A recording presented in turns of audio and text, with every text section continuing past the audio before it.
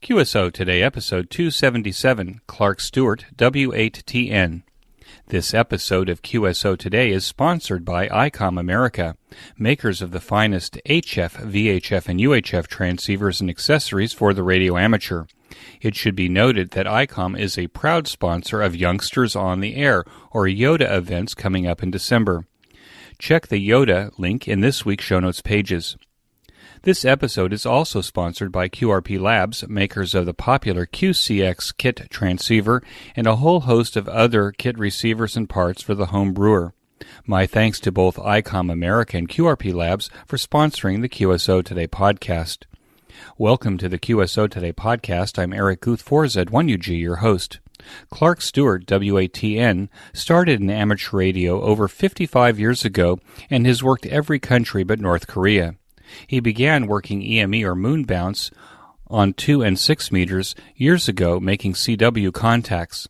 Through the years, he has refined and upgraded his EME rig to work the world on 2 meters using the digital modes. Clark is the consummate amateur radio mentor and was awarded the Outstanding West Virginia Amateur of the Year in 2015. W8TN is my QSO Today. W8TN, this is Eric for Z1UG. Are you there, Clark? I am for Z1UG. This is Whiskey 8 Tango Norway. Clark, thanks for joining me on the QSO Today podcast. Can we start at the beginning of your ham radio story? When and how did it start for you? Well, ham radio started accidentally for me a little over 55 years ago. One year I was in maybe ninth grade, and everybody in my school got a transistor radio for Christmas. That was the big present. I had a Lincoln 14 transistor radio that had shortwave bands on it. And I found that if I stood next to the TV with the whip antenna pulled up, I could hear a signal on the 40 meter band that just beeped every second and then came on, and one time in French and one time in English gave the time. I was fascinated by that, and I went to school and bragged about it. One of the other students had heard the same station.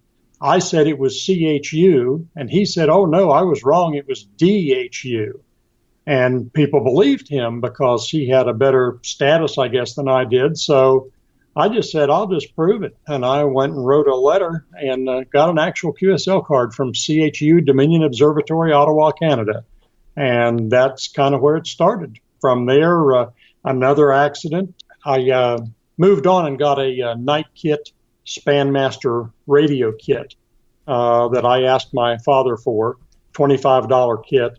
My father came in one day and looked in my bedroom at the card table where I had all the parts laid out, and he said, this is never going to work. He said, if you ever get any sound out of that, even noise, I'll see that you go to the Philmont Boy Scout Ranch in New Mexico. What a great gift. After about, I had to make it work, you know. And after about 3 months of patiently wiring this thing up, I knew that it was working because I was using the headphones. And I'd listened enough to know when to have my dad come in and listen. I pulled the headphones out, and there was an interval signal, you know, just tones, dong, dong, dong, like that. And he looked at that and was just amazed. And then the announcer came on and said, you are listening to HCJB, Quito, Ecuador, the voice of the Andes. Well, my dad was blown away, and yes, I did get to go to Philmont, so that was well worth the effort. How important was your Boy Scout experience to contributing to your amateur radio experience? Quite a lot. As I'll tell you in a moment, that's how I got my first ham license, my novice license. I had studied and learned the Morse code in the Boy Scouts.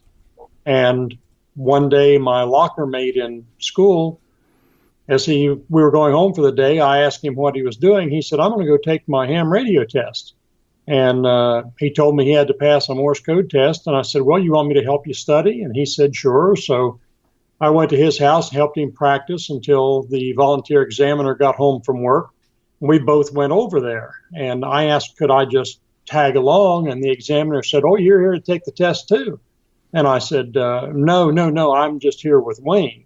And I said, I just helped him study the code. He said, oh, you know the code? I said, yeah, I learned it in the Boy Scouts. So he said, well, tell you what, both of you guys just take out a piece of paper and practice a little bit here because I'm rusty on 5 words a minute. I normally transmit faster than that. So I'm going to send for a while and just make sure I've got myself slowed down to 5 words a minute. And you just practice, just to get in the swing of things. So we did. And after a bit, he said, okay, let me see what you copied. And Wayne handed him his paper and he looked at it and he said, okay, you passed. And then I handed him my paper. He said, you passed too. So suddenly I'd passed the code test that I didn't even know I was testing for. Then I had to go home and study the written. And before very long, at age 16, I got my novice license, pretty much by accident. And what was your first call sign? WN8OQJ. Notice how it just trips off your tongue? Just rolls right off, doesn't it? And then I moved on to an advanced class license as WA8UUY, another real winner. Trying to do phone contests, I learned at one point where the station came back and said the uniform Yoklahoma station.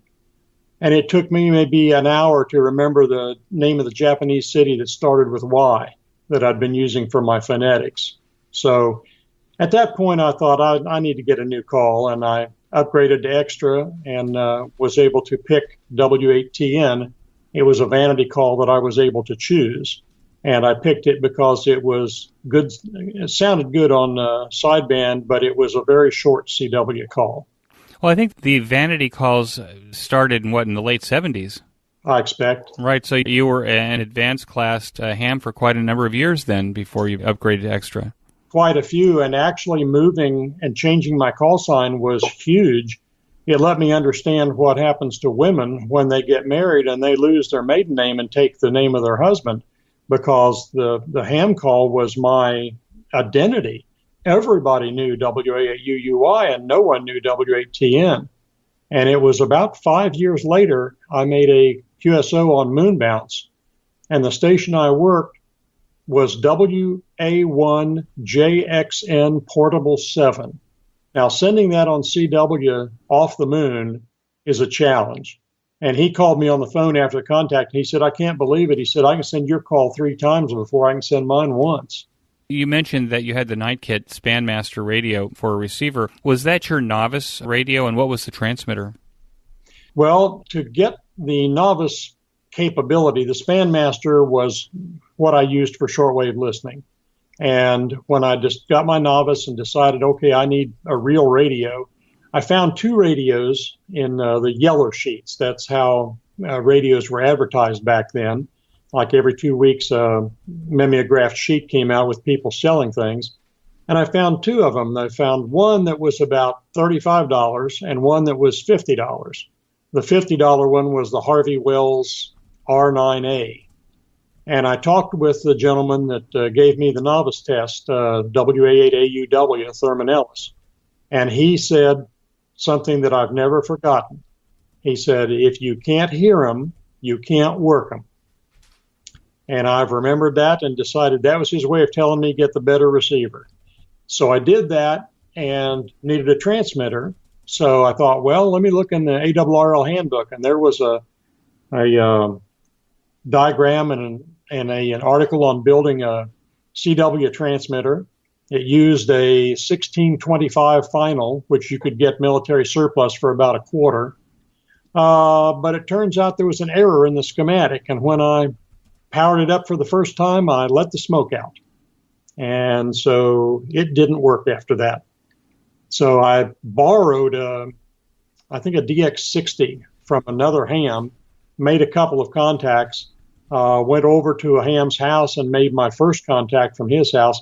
But as my novice license expired after a year, I only had like 4 or 5 QSOs total. So I'd spent all my time trying to build this transmitter that ended up not working. So what did you do after that? I got my technician license. This was at the time I was just about to start college. And with the technician class at that time, you were 50 megahertz and higher in your privileges. So I ended up getting a series of 6-meter transceivers, and 6 meters became my main activity. And over the 4 or 5 years until I got my advanced class license, I worked about 40 states and a couple of 3 countries on 6 meters. When I got my advanced class, I got a couple of new radios. I got a Drake 2B receiver and a ICO 720 CW transmitter, 90-watt CW transmitter. It had an ICO 730 modulator with it, so I could run AM. But I was really interested in getting those last 10 states, and they were all Western U.S. stations or Western U.S. states. And I found that there was a single sideband net on the high end of 20 meters called the County Hunters. And so I set up on the County Hunters net and would wait, and there'd be a station come on from such and such county in Wyoming. And so after everybody had worked him, they'd say, is there anyone else who wants to work this guy in Wyoming? And I would go, dit, really slow. And the guy would say, well, I don't hear anyone. And the net control would say, well, there's a CW station there. And so he said, I didn't hear that. And so then I sent my call really slowly. And he said, I've got some interference. I just didn't get that. And the net control said, it's WA8UUY. He said, okay, have him give me numbers. Well, no matter what his signal report, he got a 5x5 because that was the simplest number to send. So I managed to get my last 10 states, mostly on the County Hunters net, running CW to stations who had not run CW in decades, probably. Did ham radio play a part in the choices that you made for your career in education? Actually, it did. When I was building that CW transmitter out of the ARRL handbook, which ended up not functioning, I went to the local TV repair shop and asked them for help and needed to acquire some parts. And they had a giant junk box upstairs of old TVs, and they let me go up there and pick a transformer. I took the transformer apart and rewound it so it would give me the right voltage. That's when I found that if you close a circuit between 2 knuckles on your finger, when the transformer's live, it's not a good thing. While working on my radio or my transmitter at that TV repair shop, I met the owner of a local kilowatt daytime AM station, and he offered me a job, although I was just a high school student. In order to get that job, I had to get my 3rd class FCC radio telephone license, and that led to a short stint in AM broadcasting. Later, when I graduated college, and in college I started out in electrical engineering because of my radio background, and I ended up with a 2-year degree in electrical engineering technology, but then got a 4-year degree in business. And when I graduated, I passed my 1st class radio telephone license, and that got me a job as a broadcast engineer for a TV station. The very interesting thing about that job is the TV station was owned by a company in Miamisburg, Ohio, called the R.L. Drake Company. That made me an employee of the R.L. Drake Company, and I was allowed to buy Drake equipment at 50% off the retail price. So you can imagine every spare dollar I had went to buy Drake line equipment. And did you buy Drake line equipment? I did. I bought a B line. I remember I bought an L4B amplifier, a pair of 3500Zs with $412.50. And it was even better than getting a 50% discount because when they would build these radios at Drake, as they were bringing them down the assembly line and testing them, there would be one that was off a little bit here and another one that was off a little bit here, but they were within spec. Then they'd find one every so often that was just dead nuts on. It was perfect. A cherry transmitter or receiver. They would take that off the line, wrap it up, and put it on the shelf to sell to employees. So not only did I get a 50% off discount, I got the best of the best. Well, that's kind of amazing. I didn't realize that Drake had actually owned television stations, but I guess, those were the days when the whole broadcasting industry was developing, and in a rural area, I guess, there were these opportunities. Yeah, it turned out that we bought new preamps for our color cameras. They were quite expensive, And Drake had us send them the preamps, and they just copied them and built them for the other cameras. It saved the station quite a bit of money when Drake just manufactured them for us. And now this message from ICOM America. Wish it, wrap it, gift it. These are the code words to your XYL or significant other to get the holiday gift of an ICOM transceiver to meet your ham radio goals in the coming year. ICOM offers a variety of high-performance and innovative products, so make the most of the holiday season with one of these ICOMs today. 'Tis the season to give your favorite ham the SDR they really want, and that's the ICOM IC7610. This high-performance SDR has the ability to pick out the faintest of signals even in the presence of stronger adjacent signals. The ICOM IC7610 is a direct sampling software-defined radio, or SDR, that will change the world's definition of an SDR transceiver. It is exactly the right rig for DXing, contesting, and rag chewing. Its features include RF direct sampling system, 110 dB RMDR, independent dual receivers allowing you to listen in two places at once, and dual Digicell. The ICOM IC7300 has changed the definition of an entry-level HF transceiver. This compact footprint also includes RF direct sampling, 15 discrete bandpass filters, a large 4.3-inch touchscreen, and a real-time spectrum scope or pan adapter. I have the IC7300 in my ham shack and love being able to see the activity in the bands as I'm tuning. Finally, the IC9700 is ICOM's latest entry in the VHF and UHF amateur transceiver market.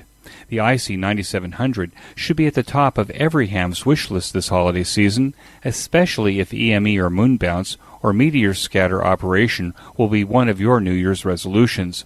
This all-mode transceiver works in the 2-meter, 70-centimeter, and 23-centimeter bands. Keep your competitive contesting edge with the faster processors, higher input gain, higher display resolution, and a cleaner signal.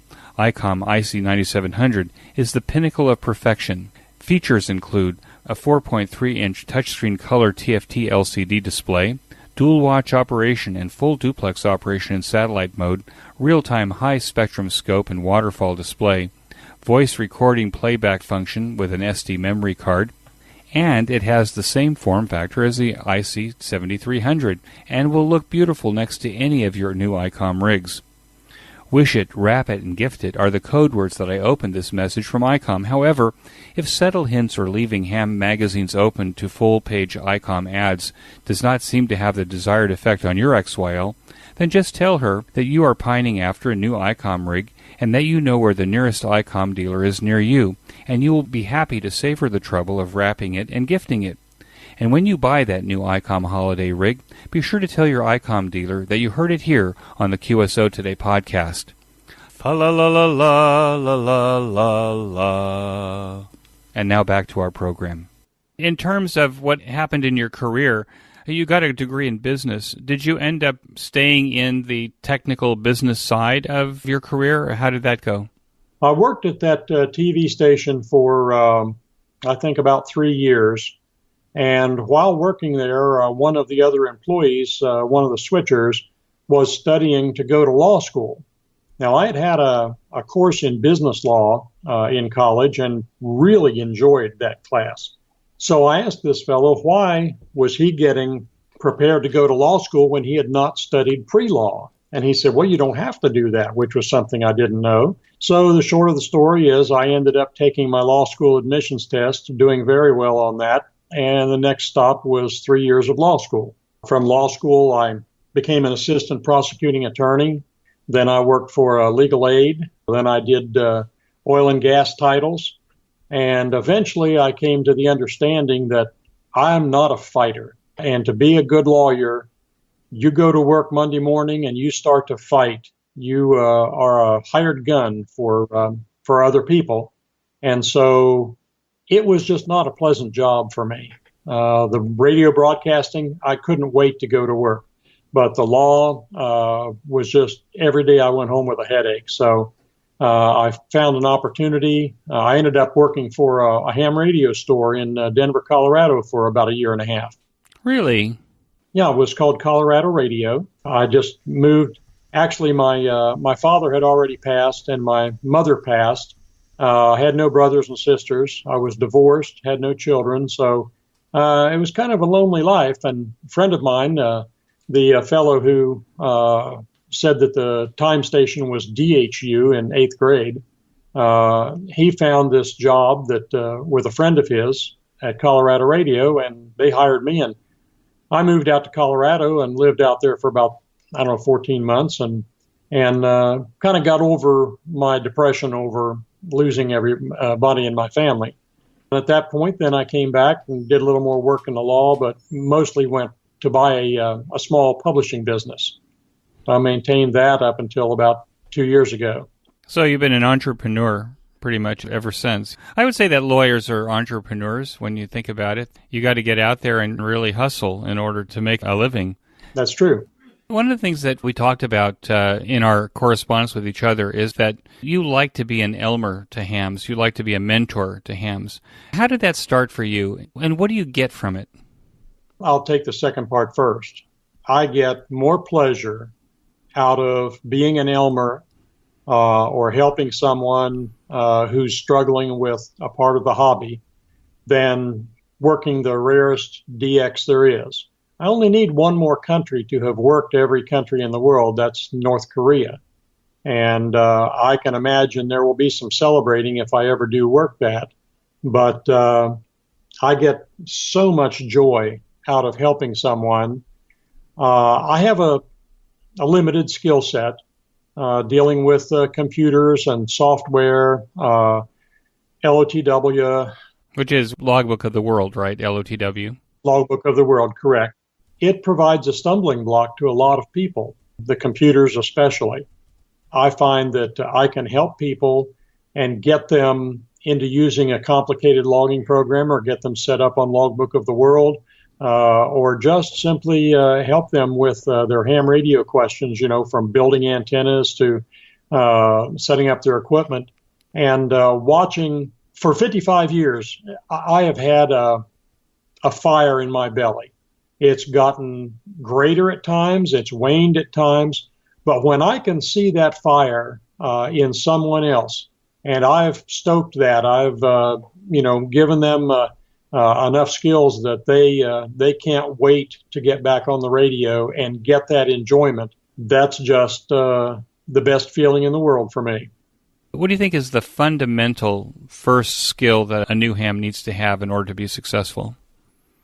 Probably the hardest thing that I can think of is you go to a class, you are given help in studying, you pass your test, and now you have this license from the FCC, and what do?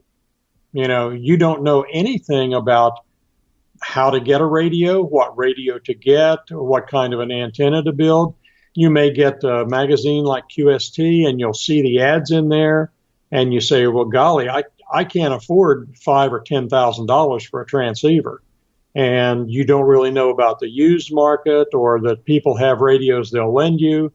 So probably the biggest hurdle is just getting on the air the first time. I've run into many hams who got their license and then they just died on the vine because they did not know how to move on. I bought a Heathkit HW16, which was a 3-band CW transmitter many years ago. And when I would help someone get their novice license, that became my loaner rig. And I would let them use that and help them put up an antenna and get them into the hobby that way. So I think the biggest hurdle initially is just finding out what you need to do to get on the air. And then the second biggest hurdle is probably computers and interfacing them to the station. You'll see people saying, there's an explosion in FT8 mode of transmission right now, and everybody's talking about FT8, and the QSOs are just flying all over the world. And people are stuck in how do they set up this software? How do they get it to communicate with their radio? There are so many little pitfalls and tripwires that will keep it from working. And I hate to see someone who maybe has the station and has the equipment, but they can't get this computer interface to work for them. Yeah, I myself understand that, just trying to figure out how to start working FT8 myself. From your QRZ page and your blog, you mentioned that you operate EME or moon bounce, first on 2 meters and now on 6 meters. How did you get started in EME? Well, many years ago, and I'm trying to imagine when this is, back in the early 1980s, I believe. I expect through an article in QST magazine, I probably came across an article about moon bounce. And I've always been a science fiction reader.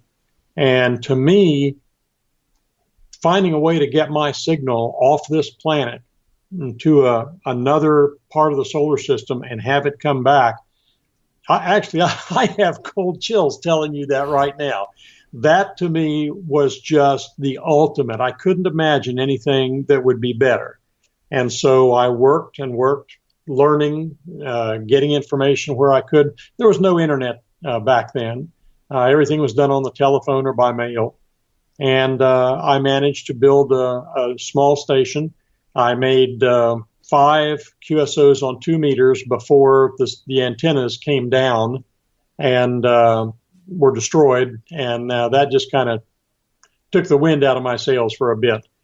But I found a station that I operated during a contest on 70 centimeters or 432 megahertz. And I thought, wow, this is the way to go because this band is so quiet compared to 2 meters. So I then built a 432 EME station and made 85 initial contacts, all with CW. This was long before the WSJT program was invented. So after I had a move and I sold the 432 equipment, I began to look into the possibility of getting back on moon bounce when I saw the advent of the WSJT software, which allowed people to use much smaller antennas and lower power to achieve the same contact.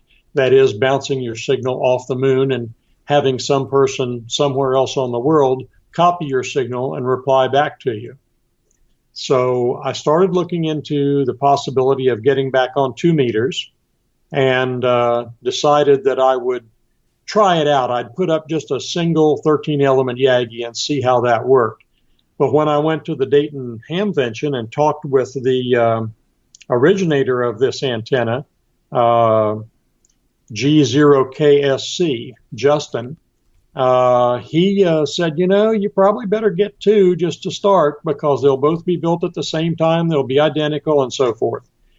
I thank him for that now because that's made the EME station work a whole lot better than struggling with just one antenna. So I have 2 antennas, and I've made over 200 EME QSOs with that.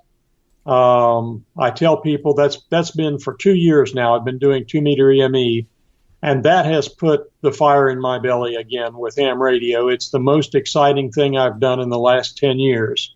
It just really is a complete thrill to me.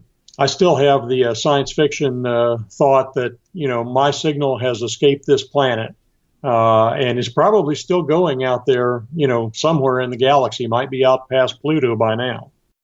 Justin Johnson, G0KSC, was my guest in episode 211 of the QSO Today podcast, so I'll put that in the show notes page for the listeners so that they can actually follow up on that. Do you think that it doesn't have to be expensive to get on EME? It seems to me, when you look at EME operators and you look at the pictures on their QRZ pages, that they've got very fancy elevators and rotators and huge arrays. They've got preamplifiers in the antenna and all of this stuff, which looks like thousands of dollars. Is that really necessary at this point in order to just get started in EME? It is not. I have a local ham here, not very far from me, who runs a single, I believe his is a 12-element Yagi, and he has no rotor. It's just the antenna is pointed manually. He walks out on his deck and moves it every 20 minutes or so. He does have an old, used Henry amplifier, and I don't believe for a while he even had a preamp. So it could be, you could get into EME, and these antennas, Justin publishes the designs for the antennas. You can actually build them yourselves for less money than buying a one that's manufactured by him. If someone were interested in getting on EME, as long as you had a transceiver that operated on the band you want to set up on, and you can acquire some power. You don't need a lot of power, but if you only run 25 or 100 watts, you're limited to only working the very biggest stations, which might be 4 or 5 stations, and then you've worked every one that you possibly can. So if you just wanted to dip your toe in the pond and see how it was, sure. Put up a single antenna, even an old antenna that you found at a flea market. A lot of if you do search for small station EME on the internet, you'll find people who have set up their antennas on a ladder in the backyard. I saw one guy that had a little camera tripod in his driveway and just set the station up in his garage and would go out there, because although the moon is visible 12 hours out of every day, there are times of the month when the conditions are just not good. And then there's times when they're very good. And so computer programs that are free will tell you this, and you can plan to be on the moon on those days when conditions are really good, and that also means there's going to be a lot more people on the moon at that time. Do you have a website or a software program for EME that you'd recommend right now? I used, or am still using, a program called Moontrack, and it was written by GM4JJJ. Unfortunately, he has now become a silent key, but the last time I looked, that software was still available on his website, and that will allow you to put in a date and a time, and it'll tell you what the azimuth and elevation is for the moon. Even the WSJT program has an astronomical window you can bring up that will give you that same data. In other words, tell you where to point your antennas. Now, because I had prior experience in moon bounce on both 2 meters and 70 centimeters, and because I'm a little older, I decided that when I undertook this project, I was not going to go the minimalist approach. Therefore, I set my station up for antenna automation. That is, once I turn my station on, my antennas will point toward the moon and they will continue to track it. So I'm not constantly having to turn a rotor to make sure or run outside and make sure the antenna is still pointed at the moon. Even if it's clouds are there or it's new moon, the antennas still point right at the moon. This was not very expensive to do, but I decided it would enhance my moon bounce pleasure, and it certainly has. You've now transitioned, I think, back to 6 meters, at least according to what I'm reading on your QRZ page. No, that's not true? No, I'm back to 2 meters. I have not operated. I put a 6 meter antenna up in the front yard, which did not please the neighbors, and I was heard by Lance, W7GJ, when he was in Micronesia, but I did not make the QSO. So I'm moving in that direction, but I have not made any QSOs on 6. Okay. The question I was going to ask is, since you have 6 meter experience, do you find that operating 6 meter moon bounce and 2 meter moon bounce is different in terms of its user experience and the way that it propagates? I do. On 2 meters, the antennas can have much more gain for the same boom length. I have 2 13-element Yagis on, I think, about a 24-foot boom, and a local friend of mine, N8RR, has 4, I believe, 7-element 6-meter antennas, and that's a huge array. It is difficult for him to make moon bounce contacts on 6 meters because of the loss at that frequency, and he doesn't have as much gain out of his 4 antennas as I have out of my 2. So if I were going to recommend someone get on moon bounce, I would probably say start with 2 meters and then maybe move to either 70 centimeters or 1296. But 6 meters is a difficult way to go. And that may be why Lance does it, is because it's more challenging. And he schleps his stuff all over the world to beaches in the middle of nowhere. He does. I should probably roll back a bit. That first moon bounce on QSO I made on 2 meters, WA1JXN Portable 7, that was Lance's prior call. He's now W7GJ. Oh, is that right? Okay. Yes. Well, Lance Collister, W7GJ, was my guest in episode 59 of the QSO Today podcast for anybody that wants to go back to that old episode. And by the way, that was in 2015. You also operate Meteor Scatter, and you might mention what Meteor Scatter is, and how does it operate, and is it different from EME in terms of the way that you operate Meteor Scatter? It is definitely different from EME. To take a broad view, all our radio communications, unless they're line of sight, require a reflection of your radio signal. It's either reflected off the ionosphere, or in moon bounce, it's reflected off the moon. And in meteor scatter, what happens is a meteor comes into Earth's atmosphere, heats up, and that causes a trail, which is ionized gas, and that will reflect radio waves. The problem is it doesn't last very long. So you might be sitting, if you're not even into ham radio, you might be sitting with an FM receiver and have it just listening in between stations or listening to a very weak FM station. And suddenly, for just a few seconds, you will hear a different FM station just pop in. That's because the signal from that station has reflected off a meteor trail. To work meteors, there's no real place you can point your antennas except during a meteor shower. You know that the meteors are going to be striking the Earth at a certain place, so there's a couple of headings you can pick, a little bit of elevation maybe on your antennas.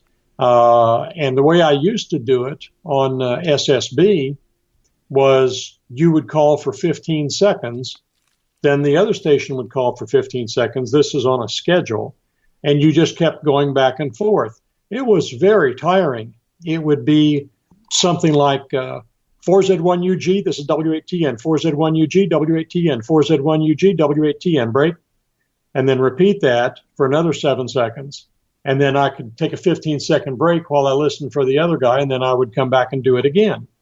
And I would make QSOs that way, and when you'd call for a half hour, nothing. You heard nothing, and then all of a sudden, bam, the signal just would be there. So that was always a thrill. Now they do it with the digital modes, and that way your voice is not affected. You just set the computer up, you set a schedule with someone, you pick a frequency, you put the data into the program, and the program will then do the calling for you. And some of the modes that K1 JT has written in WSJT are specifically for meteor scatter. So they work best under those conditions. Let me take a quick break here to tell you about my favorite amateur radio audio podcast, the Ham Radio Workbench Podcast with George, KG6VU, and Jeremy, KF7IJZ, where they pursue topics, technology, and projects on their ham radio workbenches every 2 weeks. George and Jeremy document their projects and make circuit boards available for sale to their listeners. They have interesting guests and go in deep. Even if you're a seasoned ham radio builder or just getting started, be sure to join George and Jeremy for the Ham Radio Workbench podcast. Use the link on this week's show notes page by clicking on the image. And now back to our QSO Today. Now, the software that you use for meteor scatter, does it also give you some idea of when there's meteor showers? Are there websites or software that's designed for kind of helping keep you informed in order to be able to know when to make meteor scatter contacts? There's a website called Ping Jockey. I can get you the URL on that later. Probably just Google Ping Jockey.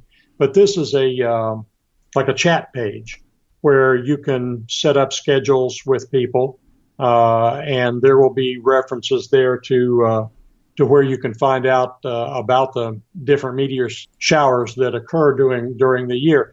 They all come at the same time. There's a big one called the Perseids in August, and the Geminids come in December. And so you can be prepared that way. And A lot of people do meteor scatter every morning. There will always be some little piece of dust that comes into the ionosphere.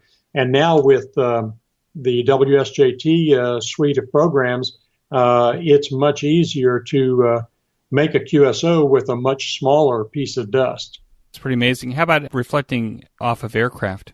That I've never done, although I have heard signals reflected from aircraft. You can see it on WSJT. Sometimes you'll get a second decode, and it'll be much weaker than your original decode. I know that people do try and on the much higher frequencies try and make QSOs with bouncing the signals off the aircraft. But like I said, people on the super high frequencies will bounce their signals off a mountain in order to get a further distance away.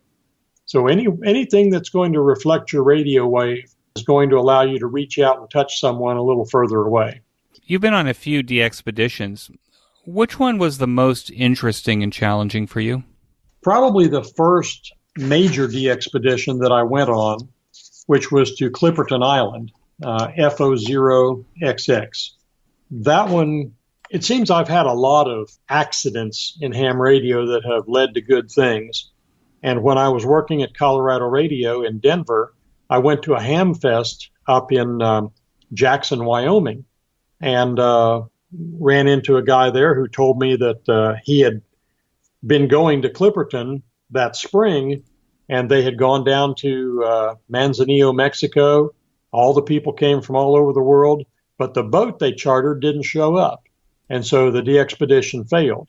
And I told him, if you ever do it again, here's my card, and give me a call. And amazingly, the next year, I got a call. And it was from Rusty Epps, W60AT. And he said, are you interested in going to Clipperton? And I said, well, I'd been reading in the brochures that everybody had already been chosen. He said, well, one guy had to drop out. Are you available? And I said, when do you have to have a decision? He said, right now. I said, okay. He said, can you be in LA in 3 days?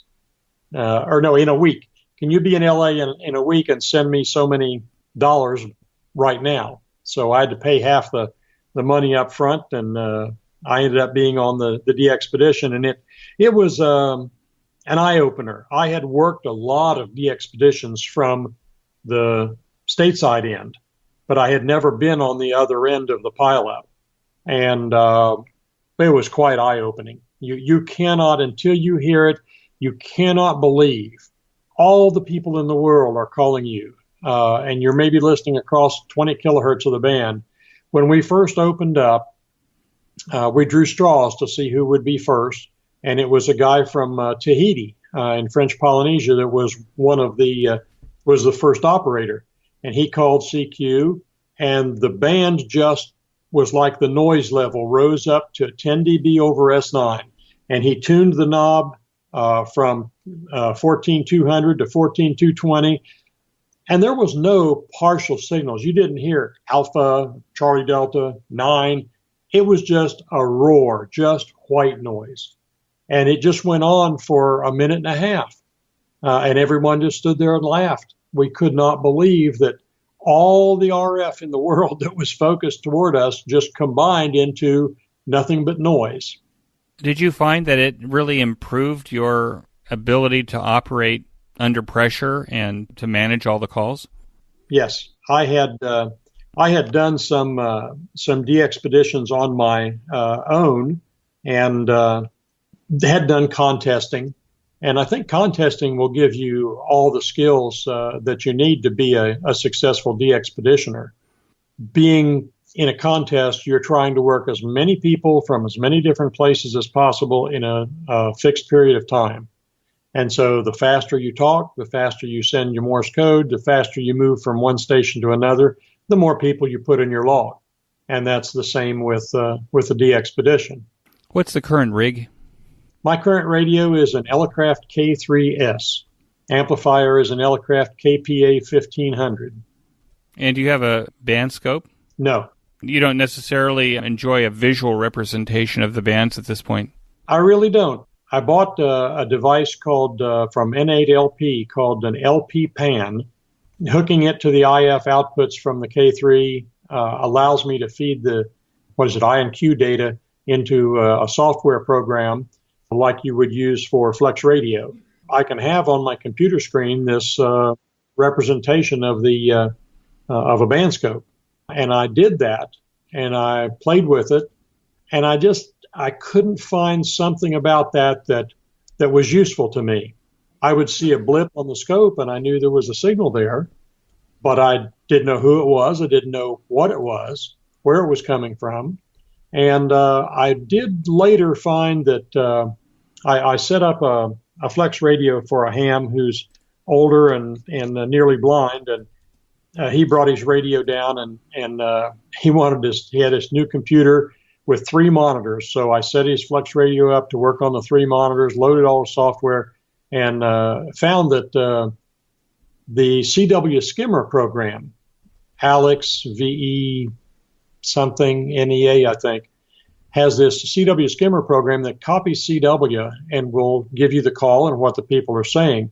You interface that to the Flex, and when you look on the screen, all those little blips now have a call sign associated with them. So I thought, okay, this is an improvement. This might be somewhat beneficial. But most of my interest in the hobby is working the weakest of the weak. And so when I get on HF and I'm trying to pick up a new band country, it's usually so weak that it's not going to make a blip on the screen. It's going to just be buried down in the noise blips. So I don't really, and maybe I just haven't found the reason for using it. I know it's very popular with a lot of people, but it's just never been my thing. And it makes you a good listener. In order to hear a station down in the noise, you really have to pay real attention. As my Elmer told me, if you can't hear them, you can't work them. I just purchased a Nano VNA on eBay, and I saw on your blog that you also have one, but you actually went through and studied a number of VNAs. What is a VNA, and why is it helpful for amateur radio operators to perhaps have one in their shack? VNA would be a vector network analyzer. Vectors are, you can have scalar readings, which are just numbers, but you can have vector readings, which are numbers and a direction. So it's like two-dimensional. You can take that data with a VNA and graph. You can graph your SWR. You can graph, depending on the VNA, what it's capable of doing. You can graph a lot of things about a circuit or an antenna that you're looking at.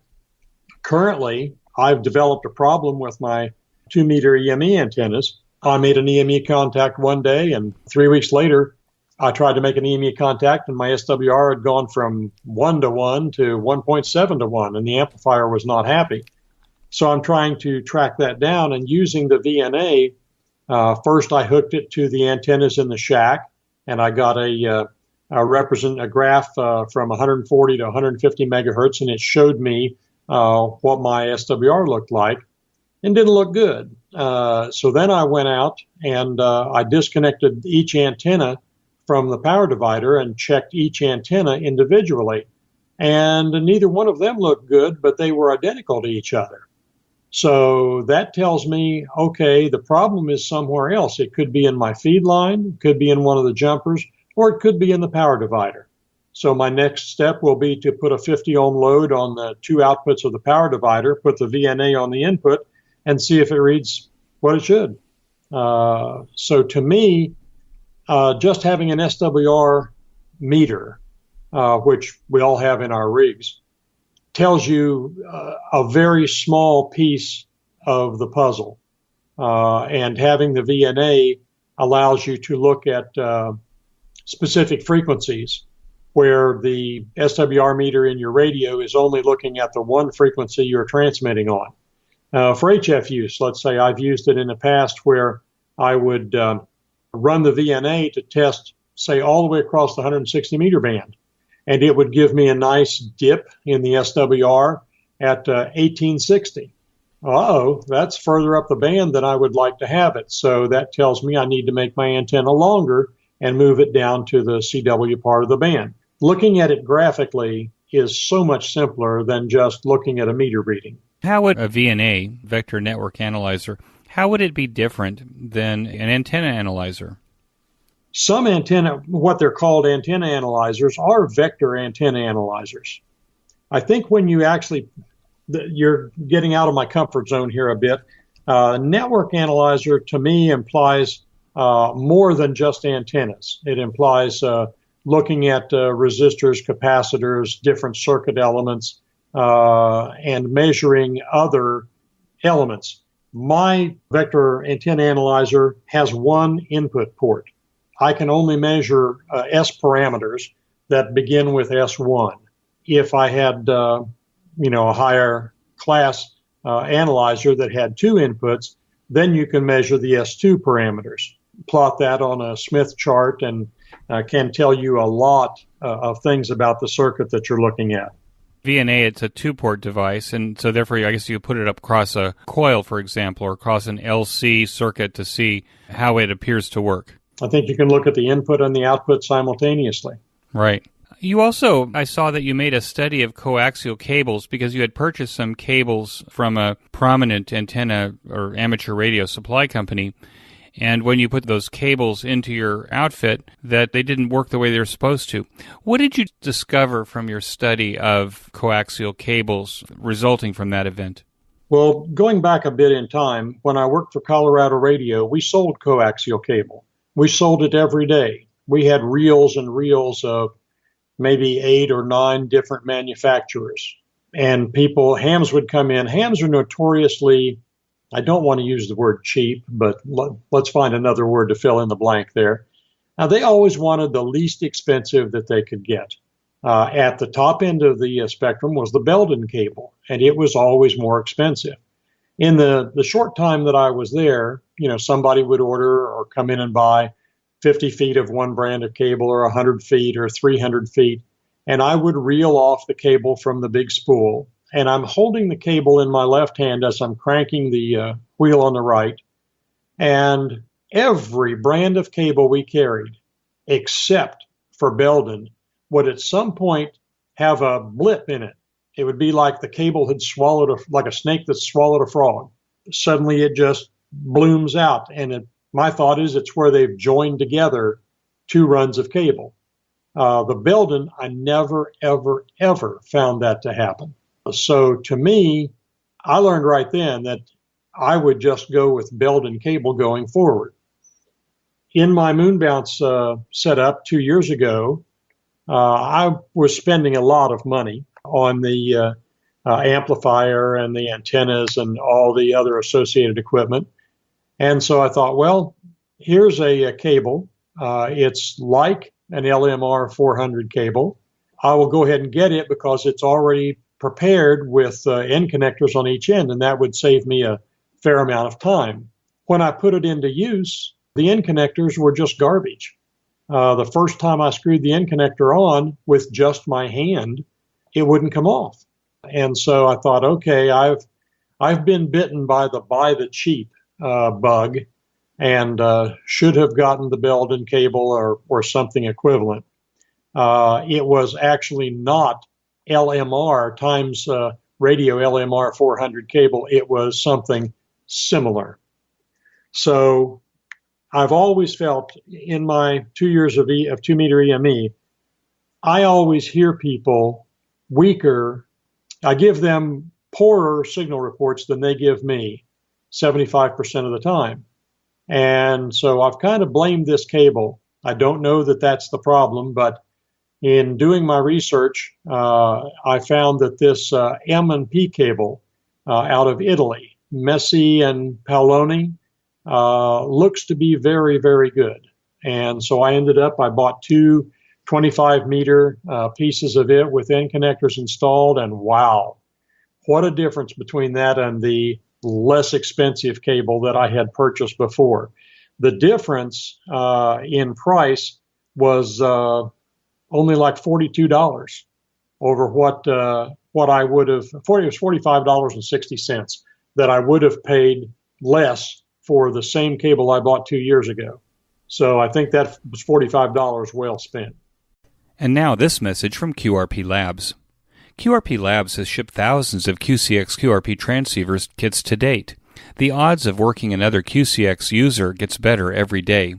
If you're looking for a satisfying kit experience where you end up with an amazing performing QRP transceiver for under $50, let me say that again, for under $50, then you owe it to yourself to go to QRP Labs. We have many home brewers who listen to the QSO Today podcast. For you, QRP Labs also has parts, filters, enclosures, and other handy devices to make your home brewing experience even better. You can use these parts to either enhance your QRP Labs kits or to beef up your own homebrew designs. Be sure to browse Hand's entire website. Use the link on this week's show notes page or the one in the sponsored section of the QSO Today website to get to QRP Labs to buy your QCX or any of the other fine QRP Labs kits or parts. QRP Labs is my go-to ham radio kit company. It should be yours too. QRP Labs. And now back to our QSO Today. What's the current project on your ham radio workbench? I have acquired new antennas for my 2-meter EME. They are what's called XP or XPOL. They're cross-polarized antennas, meaning that these are 14-element antennas. There's 14 elements in the horizontal plane and 14 elements in the vertical plane. I have 2 of them, so I will phase them together with a couple of power dividers. And the benefit to having this is when the signals come back from the moon, they may not be coming in at a polarity that your antenna is prepared to receive. If my antennas are horizontal and the signal coming back from the moon is vertical, I hear nothing. If the signal coming back from the moon is 45 degrees off vertical, I still probably don't hear much. I have to get that signal off the moon to be close to the polarity of my antenna for it to work. And so with the cross-polarized antennas, I can actually listen to horizontal and vertical polarity at the same time.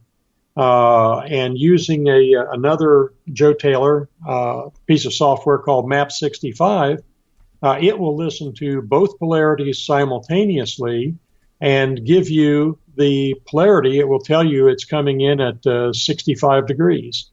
It will also listen across the entire passband of the receiver. And so instead of just listening on the one particular frequency that I'm on now, I will be able to see everyone that I'm capable of copying off the moon all at once.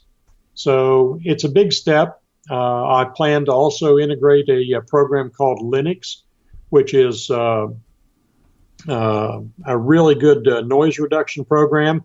But everyone that I know who has set that up complains about how difficult setting up the software is. So that will be a challenge. But I'm building a circuit to help me align the computer program with, and basically it's all aimed at going to cross-polarized transmit and receive on 2-meter EME. This is the next step up in my EME station. I could go to 4 more antennas and really aggravate my neighbors probably. But by going to the cross-polarized antennas, I think that will allow me to make more contacts than I would even if I had 4 antennas all horizontally polarized. What do you think is the greatest challenge facing amateur radio now? The world is so busy. There are so many things to do. When I got started in ham radio, my parents bought a TV when I was about 5 or 6 years old, and it received 3 channels. There was ABC, CBS, and NBC. If the president spoke, there was nothing to watch because he was on all 3 channels. There was no internet. There was not a lot of things that we have today that we take for granted, no cell phones. And I've got 2 grandsons that have both passed their technician test. They are involved in so many activities that ham radio barely has a toehold with them. And I see that most everyone out there has to really feel that ham radio is going to provide them with a benefit that they don't get from some of their other activities. And when they struggle to get their radio set up or their computer set up, it's so easy to just fall back and say, well, I'm just going to, get on the computer or on my cell phone or, watch TV. So that's why it's important to me to Elmer these people and get them into the hobby. I think the hobby is a great hobby. I've been doing it for 55 years, and I don't know what my life would be like without it. What you're saying is that the challenge to amateur radio is the challenge of time, that people seem to be dispersed over hundreds of other activities, perhaps at the same time.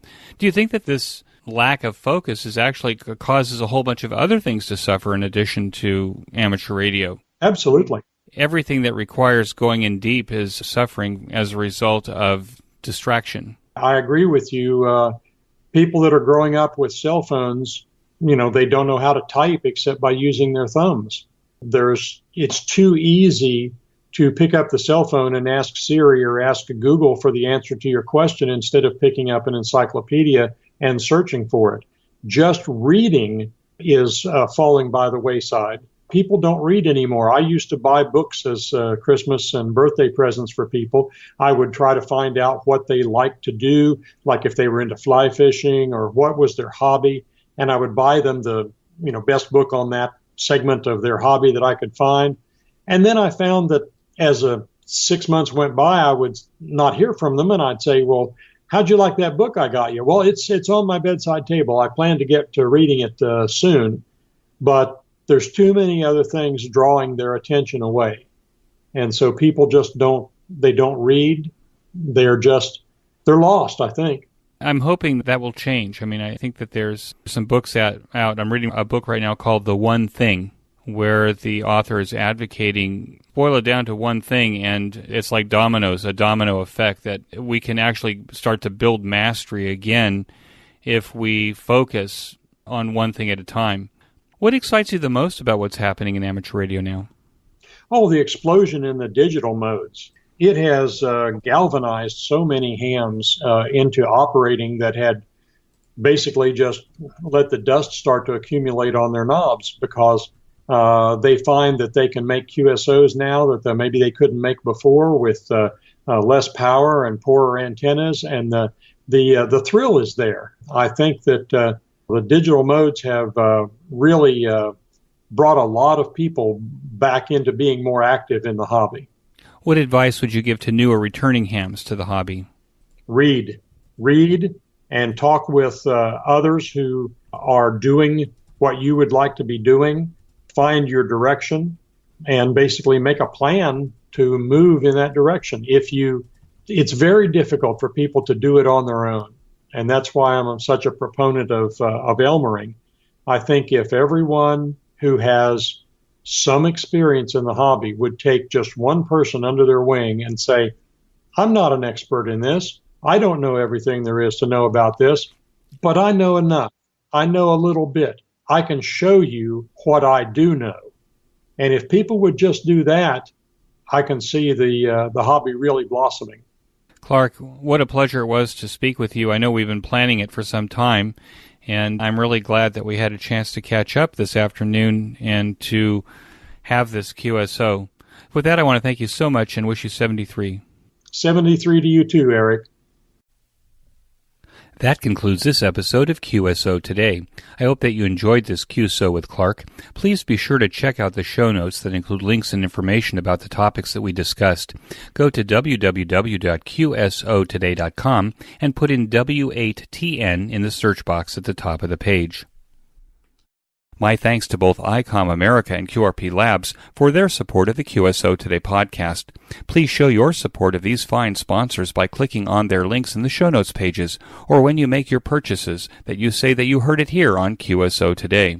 You may notice that some of the episodes are transcribed into written text. If you'd like to sponsor this or any of the other episodes into written text, please contact me. Support the QSO Today podcast by first joining the QSO Today email list by pressing the subscribe buttons on the show notes pages. I will not spam you or share your email address with anyone. Become a listener sponsor monthly or annually by clicking on the sponsor buttons on the show notes page. I am grateful for any way that you show appreciation and support. It makes a big difference.